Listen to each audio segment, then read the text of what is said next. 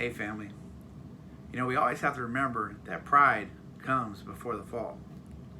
Sometimes we can get so big-headed and so prideful. We think everything is because of us. We did this, we did that.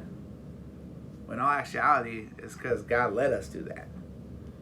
And King Nebuchadnezzar, who was the king of the world power at the time, the Babylon, and it had beautiful, big, huge, tall buildings and magnificent and splendor and everything. They had everything going on. King Nebuchadnezzar got prideful and thought he was God for a minute. And God had to show him something. We're going to learn a lesson from that, how we can learn how pride comes before the fall. And it says right here, he says in verse 28 of chapter 4, all this came upon King Nebuchadnezzar. At the end of the 12 months, he was walking off the roof of the royal palace of Babylon.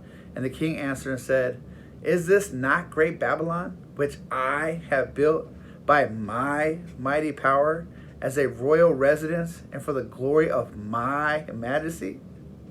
Sounds like he's giving all praise and glory to himself. While the words were still in the king's mouth, there fell a voice from heaven. O King Nebuchadnezzar, to you it is spoken. The kingdom has departed from you, and you shall be driven from among men, and your dwelling shall not or be with the beasts of the field, and you shall be made to eat grass like an ox, and 7 periods of time shall pass over you, until you know that the Most High is rules the kingdom of men, and he gives it to whom he will. Immediately, the words were fulfilled. You see, sometimes in our life, we can get to this point where we think, hey, I got into this position on my job all by myself. I ain't no help.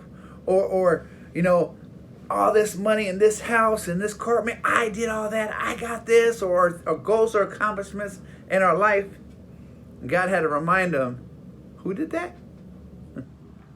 Who got you that job? Who got that promotion that you were wanting and you prayed about, and then I gave it to you, and then you're saying you did that now? Huh? And for him, it was the kingdom. He said, I give the kingdoms to people. I allow things to happen because I am sovereign. That's what God's saying.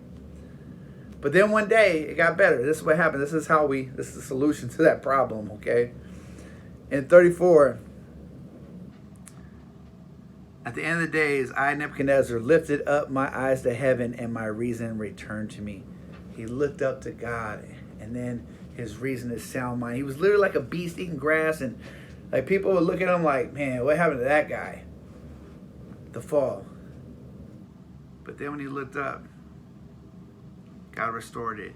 And then he praised God and gave him the glory and not himself. We always have to watch that in our own lives to make sure that we don't get too arrogant or too prideful. Because if we do, the fall is right around the corner. So let's stay humble. All right? All right, family. You guys have a blessed day.